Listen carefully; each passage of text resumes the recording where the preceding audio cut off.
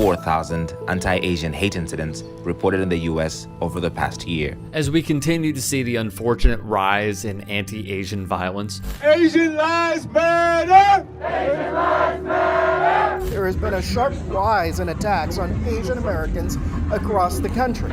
no matter the state or county, Kung flu, yeah.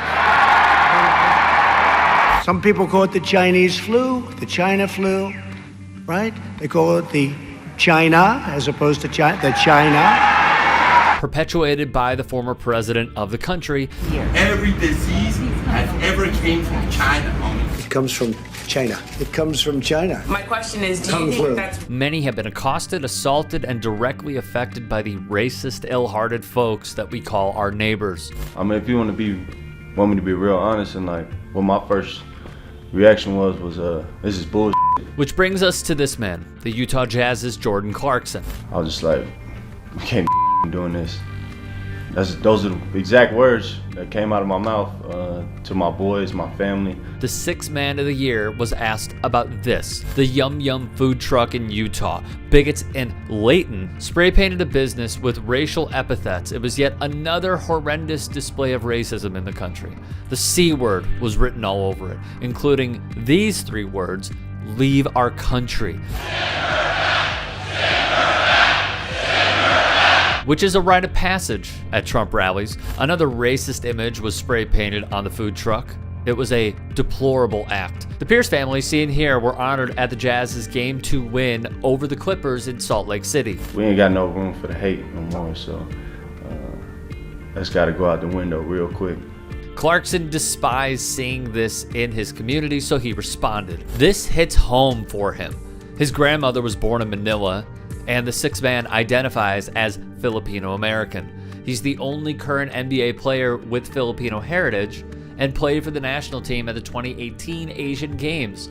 Last month, Clarkson became the first Asian American to win the NBA's Sixth Man of the Year award. And everything, everybody that was around me, and I kind of brought it to them, and they were like, "Well, let's do something." And that was, my first reaction. On June 6th, Yum Yum Food Truck's Facebook page shared the racist photos with the caption, "We are not going to have hatred stop us from sharing our culture. Thank you for all the people reaching out. We are just so hurt right now and don't want to comment on anything. Please don't be offended if we don't answer any questions at this time." Ben Pierce and his 21-year-old son Brevin run the food truck together.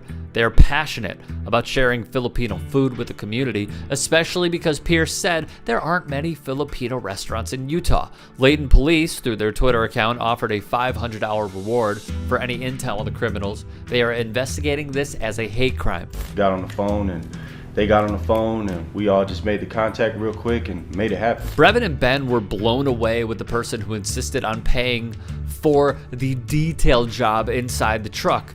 It kind of shocked me at first.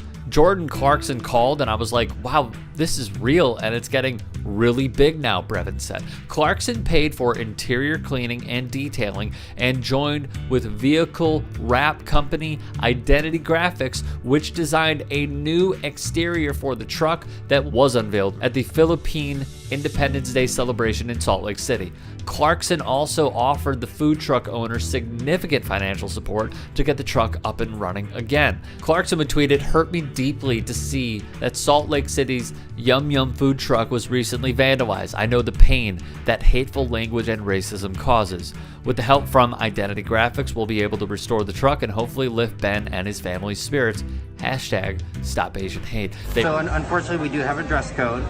If you have some non-athletic shorts. But that white kid out there can't eat here with his tennis shoes on and his athletic shirt. So we allow tennis shoes, but not athletic shorts and t-shirts. He has one. You telling me that's not an athletic shirt? Sorry, I would love for you to be able to come back and eat here. In cities all across America. I don't want you to sympathize with me. I just want you to tell me why it's different for my son.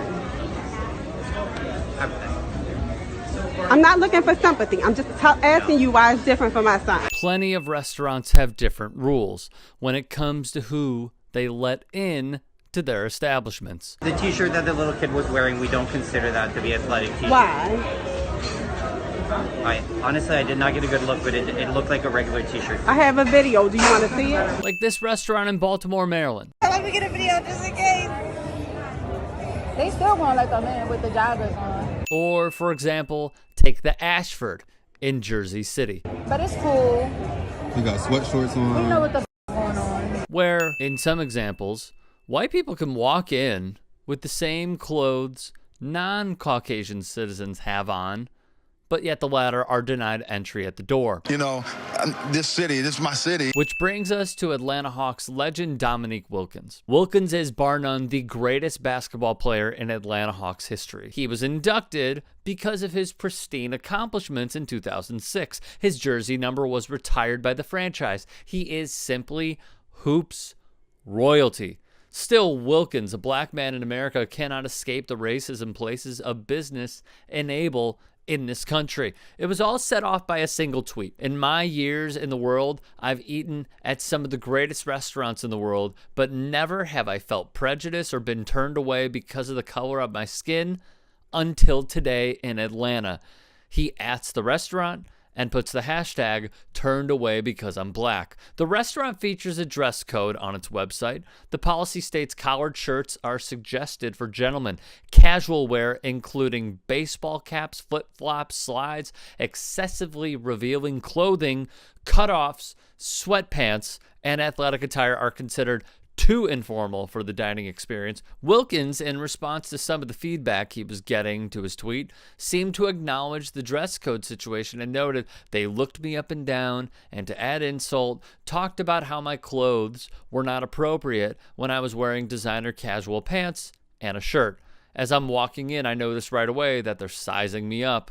They're looking me up before I even said a word," he said. He then added, he asked for a table outside and was told they did not have any reservations available for lunch, despite many empty tables. Wilkins claims a woman working at the restaurant said, "And plus, you have sweatpants on, and we're trying to keep a level of elegance. During this time, I'm seeing people walk up in shorts, sneakers, and shirts on," he claimed. Wilkins said, "I know racism. I grew up with it. I've had a cross burning in my yard when I was in high school. Thing is, this isn't anything new with the Buckhead restaurant. 3 days earlier, Monica Johnson, who showed up in a tracksuit, was turned away with workers citing the dress code. However, when she walked back to her car after eating at a nearby establishment, she passed it and noticed several people on the restaurant's patio in shorts, tees, ripped jeans, and sneakers. Johnson spoke with the manager, who, she said, acknowledged the discrepancies, but suggested she speak with the general manager. She emailed the GM, but thought he was dismissive.